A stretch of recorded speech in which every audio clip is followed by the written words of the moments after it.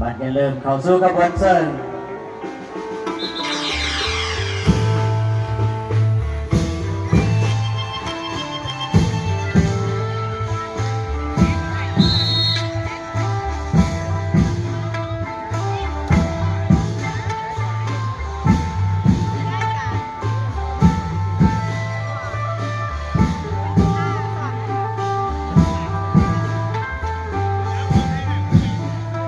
สำหรับกินนารีนะครับมาในชุดเสื้อสีชมพูสีกุหลาบ